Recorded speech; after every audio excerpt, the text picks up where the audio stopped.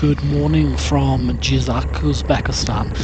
Today I'll be making my way to Samarkand, a famous trading point along the ancient Silk Road. It's a place that I've wanted to go to for a long time now. It's been visited by Marco Polo, Alexander the Great and Genghis Khan, and hopefully in about 2 hours I'll be able to add my name to that list too. You might have noticed that most of the cars are white here, and that's partly because of the heat and the dust, and then also partly because of neighbouring Turkmenistan, where the cars are made here, and since 2018 it's been illegal to have a car in the capital city of Turkmenistan that isn't white. Part of a long list of weird things that have been banned by the former dictator, like beards, cosmetic surgery. He even changed the name for bread to his own mother's name, and decided to close all hospitals outside of the capital because sick people should just have to travel if they want treatment.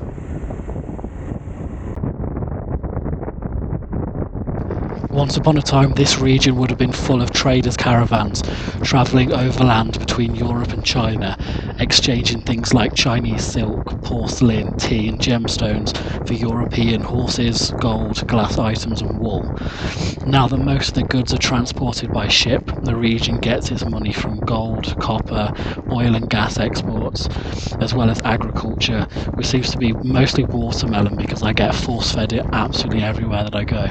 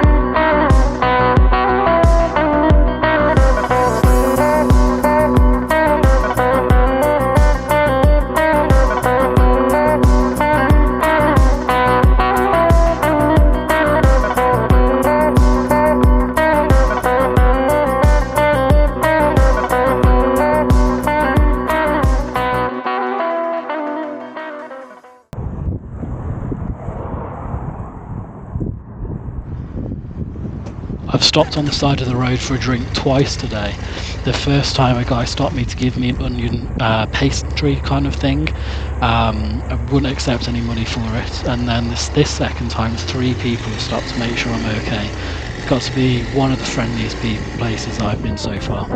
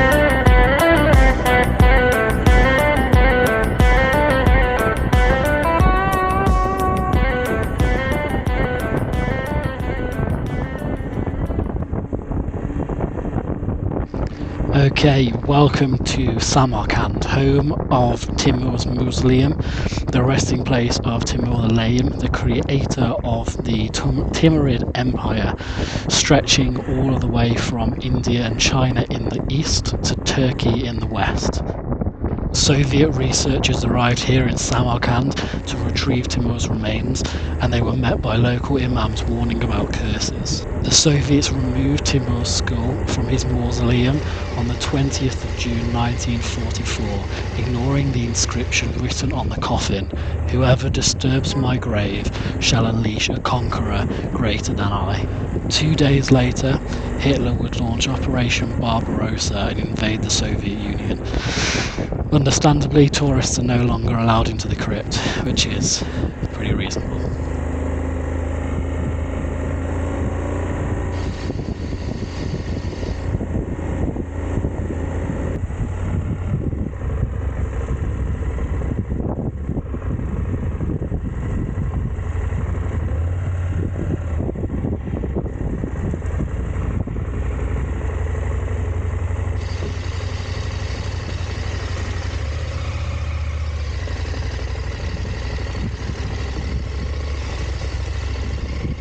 This hotel here is quite famous with travellers, so I'm hoping that they've got some space for me. I'll be staying here for a couple of days to explore the rest of Samarkand before heading to Bukhara next.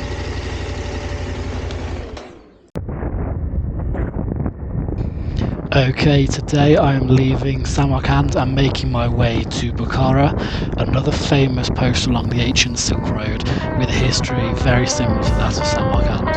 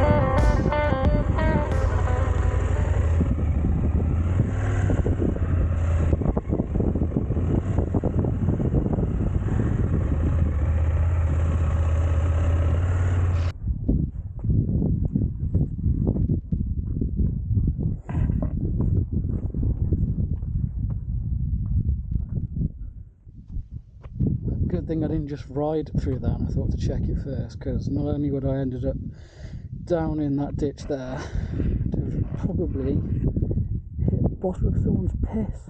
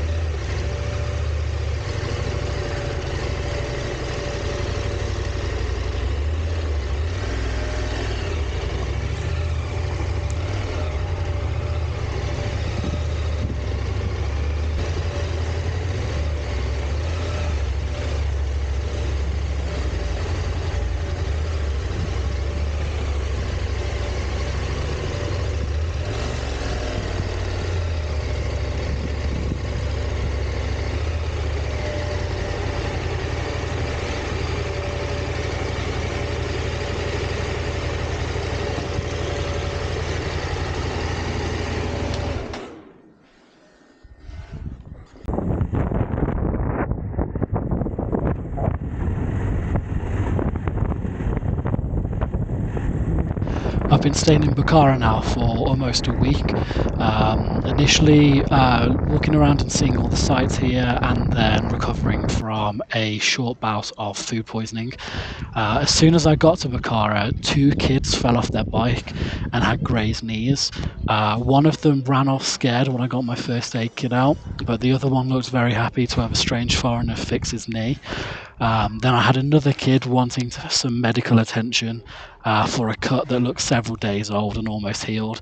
Luckily, I had a load of plasters, and he looked quite excited to have a plaster and some betadine put on his knee too.